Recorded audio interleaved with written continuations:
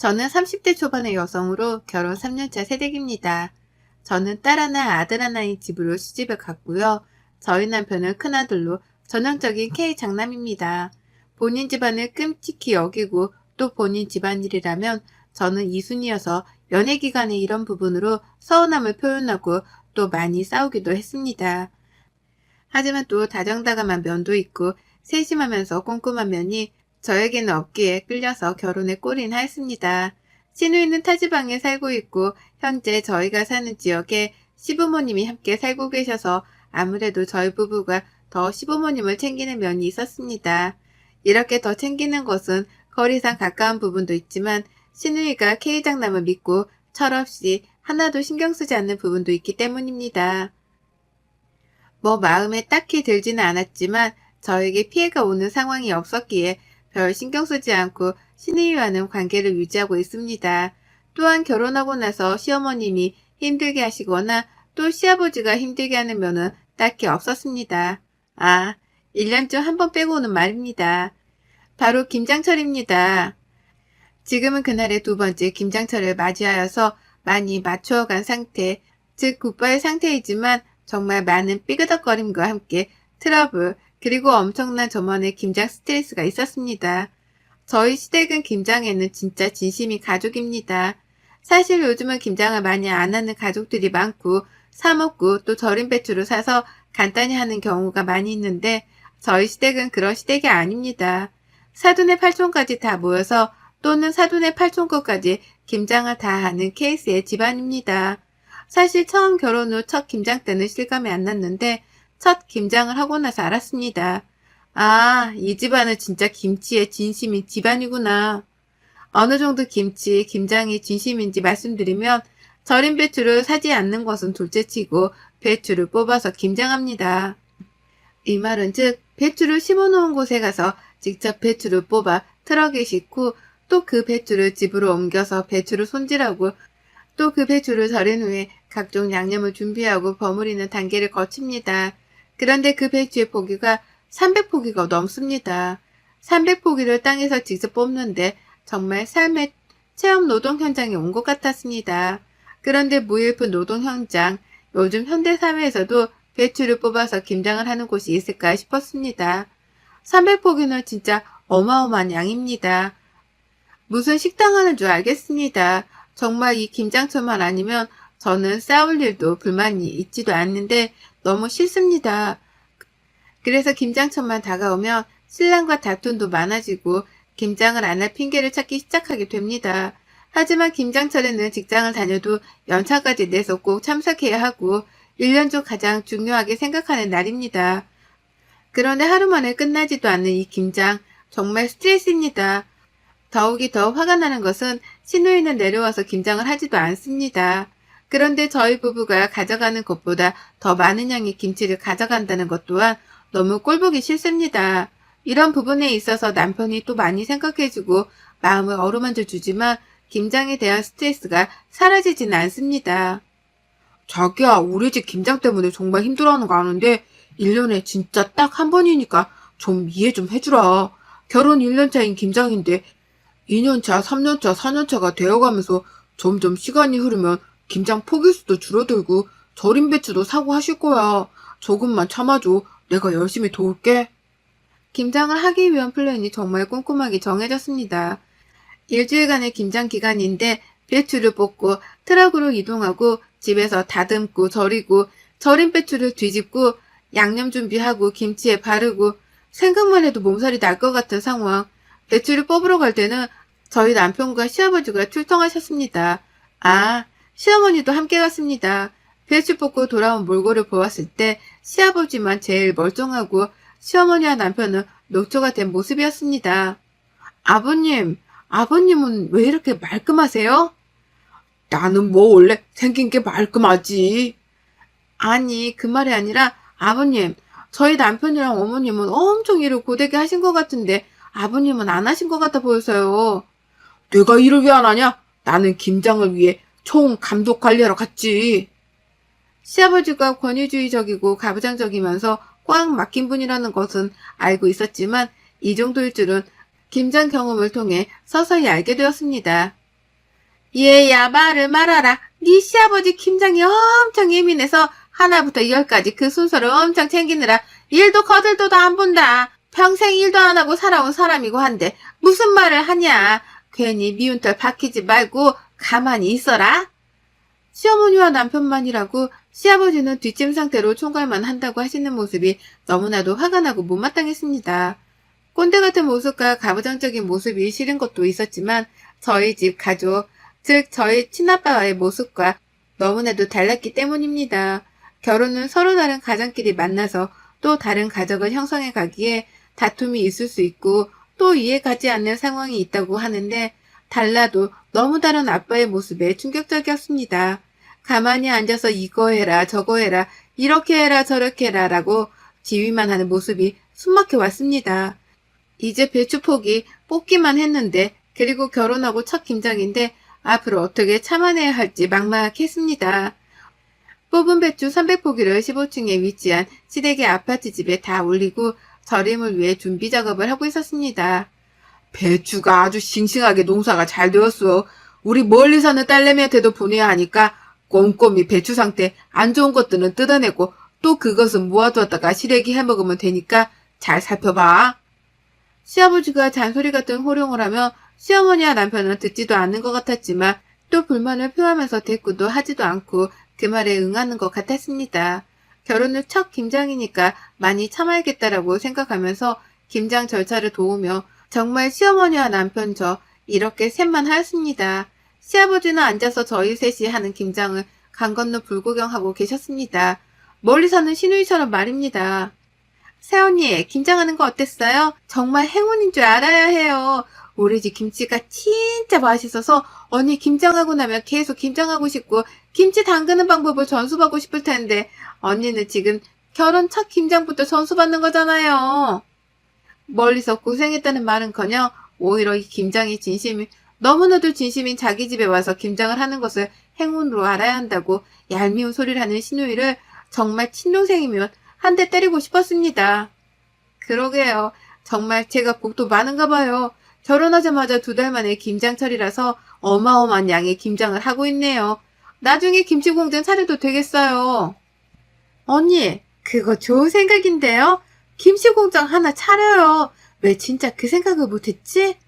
철이 없는 건지 아니면 정말 눈치가 없는 척하는 백령우인 건지 잔뜩 열만 더 받은 상태로 시누이와의 대화는 그렇게 종결이 되고 이 답답함과 화가 남편에게 그대로 화살로 갔습니다.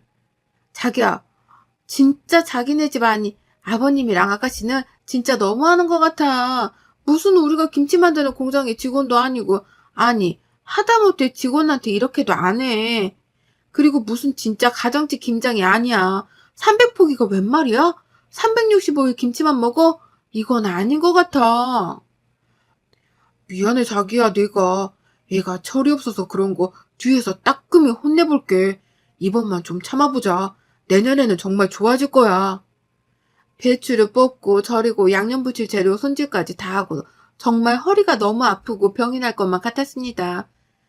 마지막 김치에 양념을 붙일 시간만을 남겨두고 여느 때와 같이 남편과 저 그리고 시어머니가 앉아서 양념 무칠 준비를 하고 있었습니다. 시아버지가 등장하더니 머리가 잘 묶였는지 또 위생 상태는 어떠한지를 점검하셨습니다.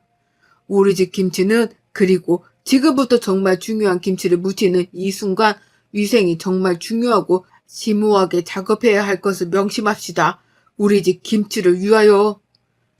저는 정말 시아버지가 김치에 미친 것 같았고 시아버지의 말씀은 귀에 들어오지도 않았습니다.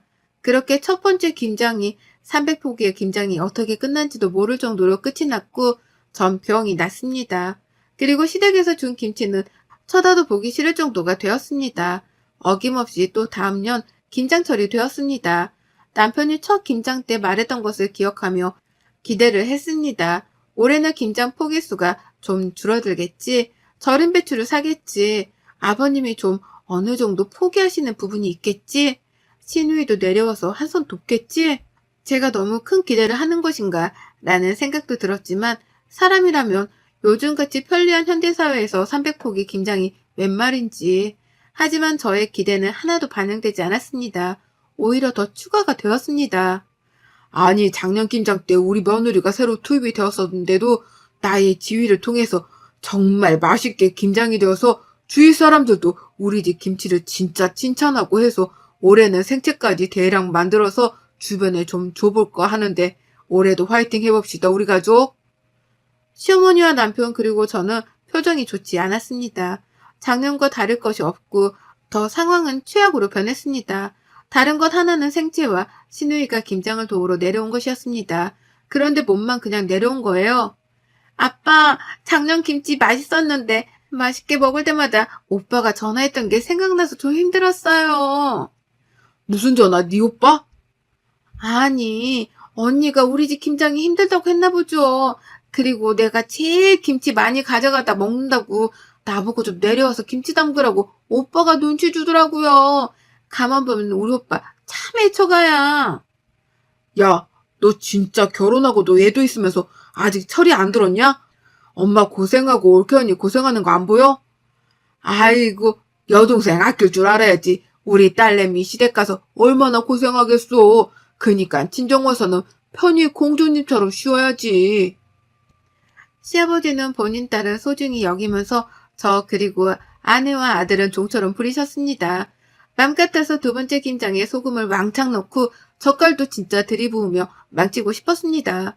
몇십 년을 이렇게 김장을 해온 어머님은 거의 포기 상태셨죠.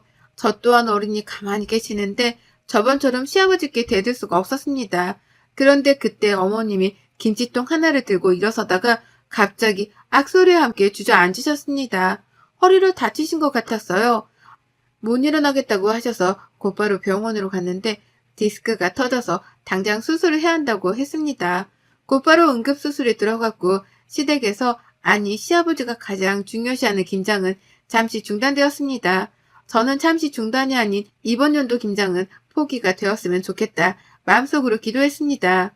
다행히 어머님은 수술이 잘 끝나고 7개월 정도 재활치료까지 성실히 임해야 허리를 잘 보존할 수 있다더라는 말을 듣고 병원 입원 생활을 시작하셨습니다.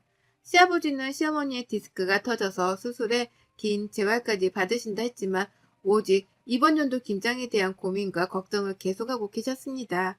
저는 당연히 이번 연도 김장은 아직 배추를 뽑기만 했고 절임은 시작도 안 했고 본인이 진두지휘만 했지 직접 해본 적이 없기에 포기하실 거라고 생각하고 속으로 기뻐하고 있었습니다. 그런데 시아버지가 저에게 전화를 해오셨어요. 얘야, 우리 김장 네 시엄마 없어도 할 수 있게 됐으니까 걱정 말고 이날 오거라. 네?